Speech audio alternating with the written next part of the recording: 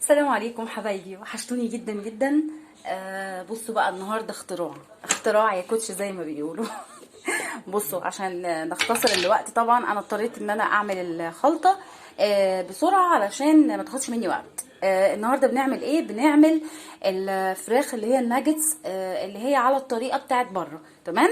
بصوا انا هنا عملت ايه. كان عندي بالظبط نص كيلو فراخ بانيه. تمام.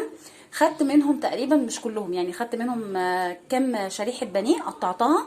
حطيت بصله كبيره، عليها جوز الطيب، عليها حبهان بودر، عليها بهارات مشاوي، وعليها فلفل اسمر وشطه وملح وفصين توم. وابتديت ان انا كل ده يتضرب مع بعضه، بس الاول اتضربت البصل والثوم عشان دول بياخدوا وقت في ضربهم. تمام. والفراخ كده كده اصلا هي قطع صغننه، شرايح صغيره، فمش بتاخد وقت ان احنا نضربها. فضربتها بالمره معاهم. وتعالوا بقى شوفوا بقى هنا بقى المفاجأة الكبرى هنا. ايه ده يا نهى؟ ده بطاطس مسلوقة. طبعا انا هنا عاملة بطاطستين بس مش هناخدهم كلهم، هناخد البطاطساية الكبيرة الحلوة دي تستوى معانا، تتسلق سلقة كويسة، ابتدي اقشرها وارجع تاني اضرب الخليط ده كله مع بعضه. هيبقى البطاطساية مع الخليط ده كله، ونبتدي ان احنا نصبع الناجتس او الفراخ بتاعتنا، ونبتدي نحطها في طبق. والمفروض ان انا بعد ما اطلعها في دي، بصوا دي انا بهارات كنت جايباها من فتح الله. تمام. هبتدي اللي هي زي البقسماط، ابتدي يعني ايه ارش كده في طبق كده كبير. انا كنت عايزه الخطوات اعملها لكم كلها مره واحده، بس بصراحه عبال ما البطاطس تستوى هقدر ان انا اكمل الوصفه. في حاجه بس عايزه اقولها بسرعه. البطاطس لازم تستوى كويس، البطاطسايه لازم تستوى كويس. بصوا انا بس عشان تبقوا عارفين، انا مش واخده بطاطسايه كبيره، يعني هي بطاطسايه ايه، هي تعتبر مش كبيره قوي، بس بصوا هي لسه اصلا ما استوتش خالص، فمحتاجه انها تستوي. بعد كده نحطها على الخليط بتاعنا ونبتدي نصبعها بالزيت طبعا. على اي شكل بقى احنا عايزين نعمله، عايزين تعملوه على شكل برجر، عايزين تعملوه على شكل صوابع، مفيش مشكله، براحتكم. مربع ماشي، مدور ماشي. وبعدين هحطها، في ناس بتحطها في البيض، انا مش هحطها في البيض، انا هحطها على طول في الخلطه وفي طبق من الاطباق العاديه بتاعتنا. وابتدي ان انا ارصها وافرق ما بين كل طبقه بكيس، عشان لما احطها في الفريزر ما تطلع مني بسهوله. هكمل لكم الوصفه، بس طبعا بعد ما البطاطس تتسلق.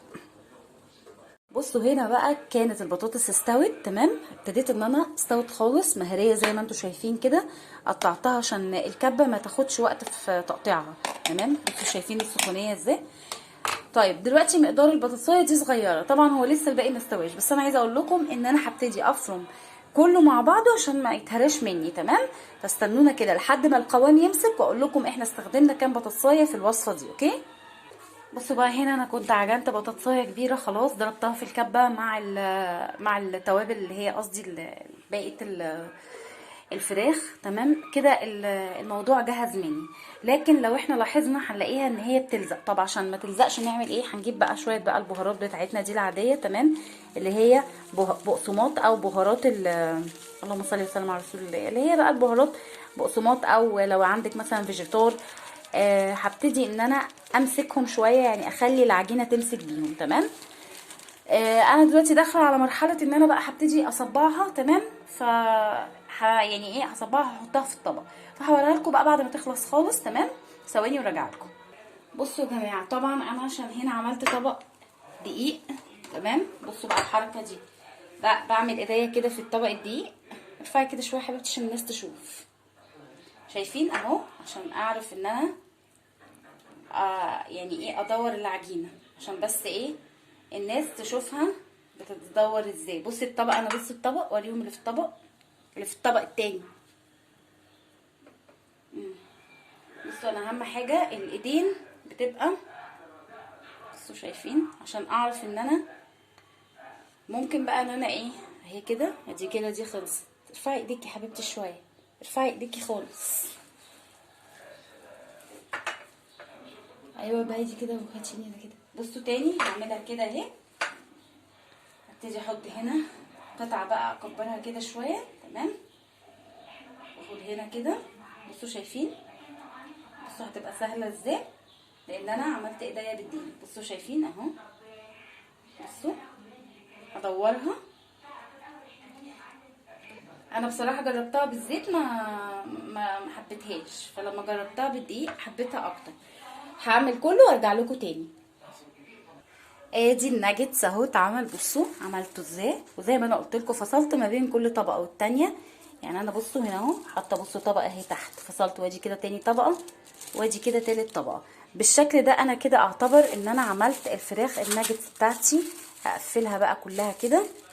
طيب في حاجه، دي هتتحط في الفريزر. هتتحط في الفريزر، ولسه هزود عليها كمان. بصوا شايفين اللذاذه والجمال. طيب تعالوا بقى نشوفوا بقى كده تجربه كده عملي كده، نشوفوا هنعمل ايه. انا هنا حطيت دقيق تمام، وحطيت بقسماط عشان بحيث ان انا اعرف اكورهم التكويره دي. هقليهم بقى في طاسه سخنه واوريكم الشكل في الاخر. بصوا بقى يا جماعه، انا هنا ابتديت ان انا احطها في طاسه سخنه. بصوا شايفين، ونقطه زيت صغيره مش كتير. بسم الله الرحمن الرحيم. هي بس ايه عشان انا معليه عليها النار. بصوا بقى التانية يا دوبك، يعني مش بتاخد سوا كتير خالص. بصوا يعني يا دوبك بس هي تقريبا، شفتوا بتتقلب بسهوله ازاي. شايفين؟ بسم الله الرحمن الرحيم. عايزه اقول لكم ان الريحه اصلا وهم اهي. فراخ الناجتس اهي، ودي هنا كنت على شكل المثلث عشان تبقى زي بتاعت بره. هي بس هنا بس ايه اتحرقت مني شويه عشان انا معليه النار، لكن انا لو حوطت النار هوريكم بقى الطعم والجمال. بصوا ما بتلزقش خالص في الطاسه. شايفين؟ استوي بقى معايا واوريكم شكلها. ادي الفراخ الناجتس بجمالها بكل الطريقه. وعاوزه اقول لكم والله العظيم الطعم قنبله قنبله. وبصوا بقيه البطاطس اللي بقت معايا ما خدتهاش كلها. تمام اوكي. بصوا دي بقى هتعمل معانا قد ايه. عامله معانا حوالي، يعني دي توزن بتاع، يعني لو احنا مثلا هنجيبه مثلا كيس كيلو، هي دي ازيد من كيلو على فكره. هغطيها بقى خالص بالكيس تمام، عشان احطها في الفريزر. احطها بس كده علشان ايه ما تلقطش اي طعم من الفريزر. وتبتدي ان هي كل ما نعوز بقى نطلع. زي ما انا قلت لكم ادي كده الطبقه الاولى، ادي كده الطبقه الثانيه، ادي كده الطبقه الثالثه. اعتقد واضح. وبعدين بصوا مش بتلزق. شايفين؟ وانا هنا بقى ايه حطاها في الدقيق بحيث ان هي بمجرد ما تدخل الفريزر هتجمد وتمسك. تمام.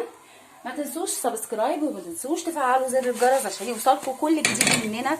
بصوا بقى انا هنا حطيت ايدي. سخنه.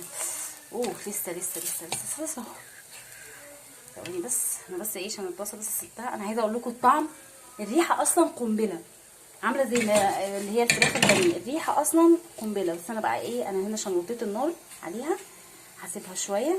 فكرتني بالست اللي هي الام اللي لما تيجي تعمل كده اديها في الزيت. بصوا شايفين دي المثلثه دي عامله زي بتاعت بره شويه. شايفينها؟ يلا ما تنسوش سبسكرايب وتفعيل زر الجرس. اشوفكم على خير والسلام عليكم ورحمه الله وبركاته.